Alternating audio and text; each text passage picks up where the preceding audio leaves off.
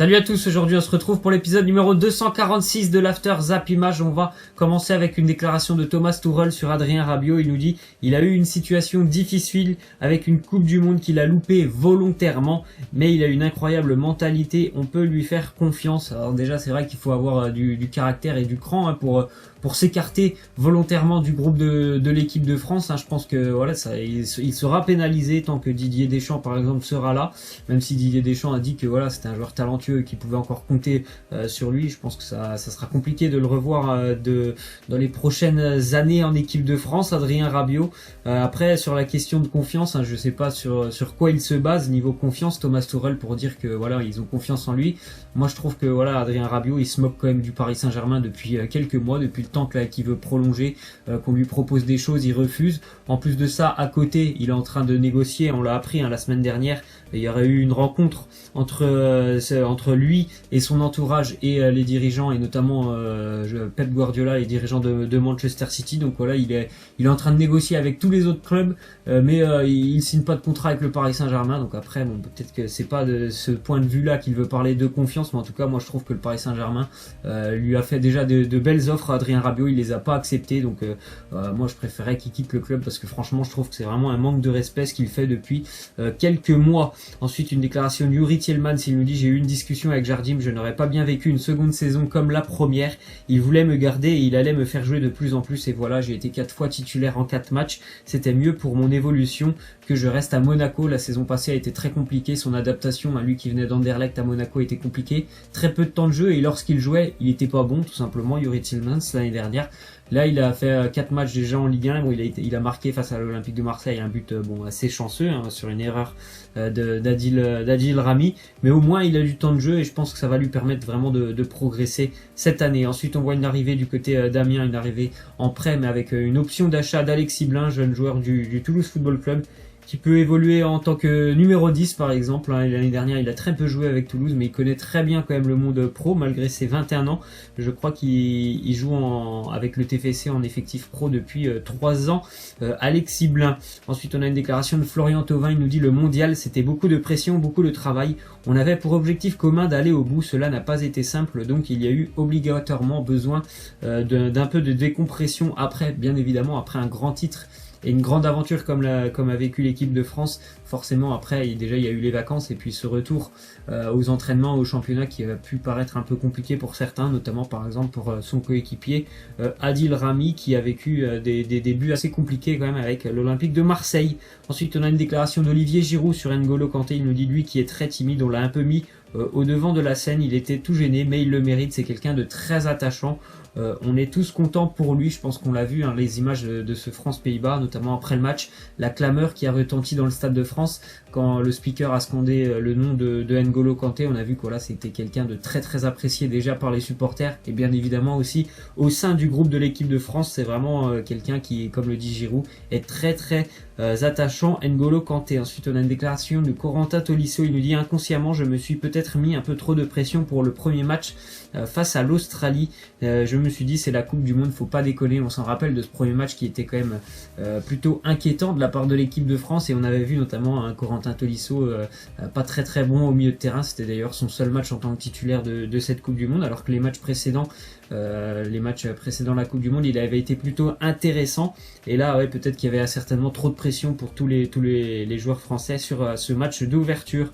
Ensuite on a une déclaration d'N'Golo Kanté sur sa chanson, il nous dit ça restera un moment inoubliable pour moi de cette Coupe du Monde, mais je ne suis pas un tricheur, je suis un compétiteur. Voilà, les gens qui perdent aiment bien faire des réputations, mais je ne me sens pas tricheur. On se rappelle de Samuel Umtiti qui avait lancé ça, qui avait dit tout simplement qu'N'Golo était un tricheur lors notamment des jeux, des parties de cartes entre les joueurs de l'équipe de France. On a la version d'N'Golo, lui il dit tout simplement que c'est un compétiteur. Ensuite on a une petite statistique, une petite info sur le palmarès de Kylian Mbappé à seulement 19 ans. Vous pouvez regarder, c'est quand même assez incroyable. Une Coupe du Monde, un Golden Boy, 2 championnats de France, une Coupe de France, une Coupe de la Ligue, et toutes les statistiques personnelles de Kylian Mbappé, que ce soit avec Monaco, avec le PSG ou encore avec l'équipe de France, des stats assez incroyables à 19 ans.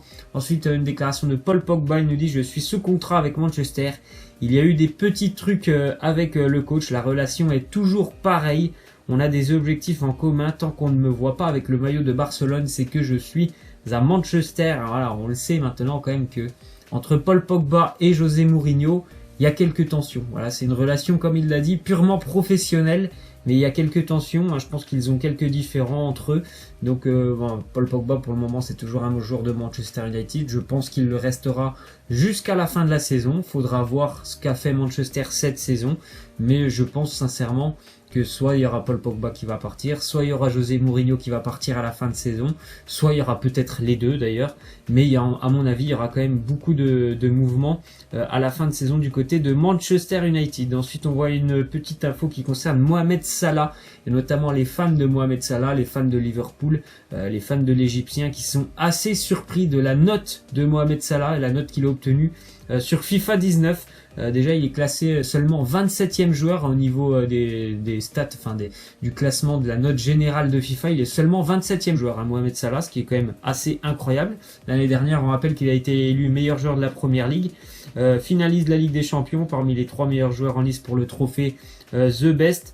Donc c'est quand même des stats assez incroyables. Il a marqué un nombre de buts aussi incalculable l'année dernière. Il est 27e au classement. Il est notamment devancé par David Silva, Paulo Dybala ou encore Gonzalo Higuaín. C'est quand même assez surprenant. Donc les fans du joueur et les fans de Liverpool se sont déchaînés sur les réseaux sociaux. C'est quand même une note assez incroyable et ahurissante quand même. Et en plus de ça, 27e, c'est quand même assez surprenant de la part d'eSport. D'ailleurs, on voit les petites statistiques et la forme du moment pour Mohamed Salah avec l'Égypte.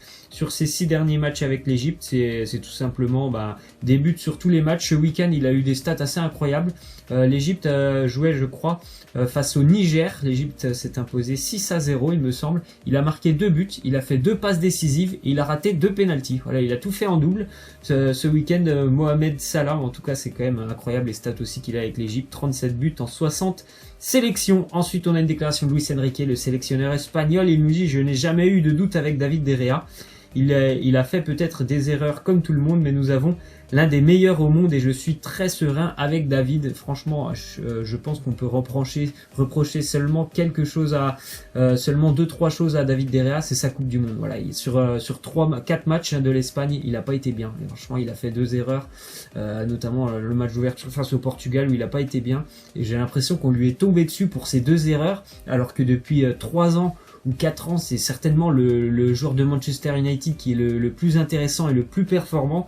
Et il a fait une Coupe du Monde où il a raté 2-3 choses et on lui est tombé dessus. C'était quand même assez incroyable. Alors que pour moi, sincèrement, c'est l'un des 3 meilleurs gardiens du monde. Ensuite, déclaration de Roberto Mancini. Il nous dit Balotelli n'a peut-être pas bien joué face à la Pologne, mais il n'était pas à 100% sur ce match, ça arrive à tout le monde. C'était le premier match officiel de la saison, il y en aura plein d'autres. Il n'a pas pu jouer non plus hier avec l'Italie face au Portugal. Mario Balotelli, il n'était pas dans le groupe d'ailleurs. Les Italiens ont été battus 1-0. Je pense que voilà, il refera son retour aussi en sélection lors du prochain rassemblement. Après, bon, il était vraiment à court de temps de jeu aussi déjà avec l'OGC Nice. Ensuite, déclaration d'Jürgen Klopp, il nous dit les critiques sur Joachim Löw ne sont pas justes. Quand je vois la façon dont les médias et la nation entière ont géré ça, c'est dingue, on lui a demandé d'expliquer le football à toute une nation. Il faut se calmer et les laisser tranquilles. Alors bien évidemment, je pense qu'aussi, encore une fois, ça allait très vite du côté de la sélection allemande. Eux qui sont quand même, je pense, les plus réguliers sur la scène internationale depuis plus de 10 ans, et notamment grâce à Joachim Löw, qui est là depuis plus de 10 ans. Ils ont simplement vécu une année 2018 très compliquée, les Allemands, que ce soit sur les matchs de préparation, les matchs amicaux et cette Coupe du Monde. Elle a été très décevante, mais franchement, encore une fois, on est un peu tombé dessus rapidement sur Joachim Löw, alors que depuis 10 ans, quand même, il fait un travail assez exceptionnel. Ensuite, une déclaration du président du Borussia Dortmund qui nous dit Götze ne mérite pas d'être critiqué pour le moment, c'est un bon gars qui a aussi de grandes qualités. La question est de savoir comment Mario s'intègre dans le système de Lucien Favre. Alors déjà, je comprends pas pourquoi Mario Götze est critiqué, parce qu'il n'a pas joué en championnat actuellement. Et Dortmund a fait 2 matchs, il n'a même pas joué 1 minute sur les 2 matchs. Donc après, il a joué un petit peu avant sur les matchs de préparation, et c'est le choix de Lucien Favre s'il préfère utiliser Axel Witsel en poste de numéro 10.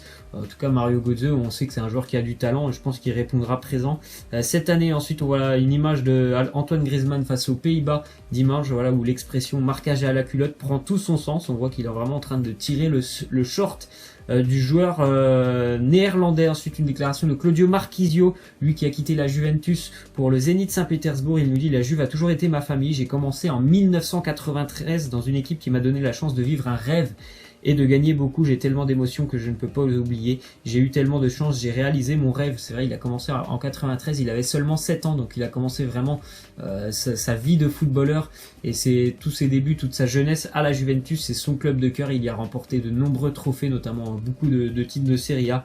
Et voilà, c'est une page qui s'est tournée pour lui cet été, alors qu'il a rejoint la Russie. On va terminer avec les questions de fin. Vous voyez tous ces ex-joueurs qui sont devenus entraîneurs. Donc bien évidemment, il y en a déjà un qui a énormément réussi, Zinedine Zidane. Et si vous aviez un choix à me donner, pour vous, qui a le plus de chances de réussir parmi les entraîneurs qui sont à côté de Zinedine Zidane? Laissez-moi en commentaire. Moi, je trouve que Steven Gerrard, ce qu'il fait avec les Rangers en Écosse, c'est plutôt pas mal. Je pense que dans quelques années, il pourra reprendre un très grand club, et pourquoi pas Liverpool. Donc voilà, pour moi, ça sera Steven Gerrard. Laissez-moi en commentaire ce que vous en pensez. Voilà, je vous laisse et je vous dis à demain. Ciao.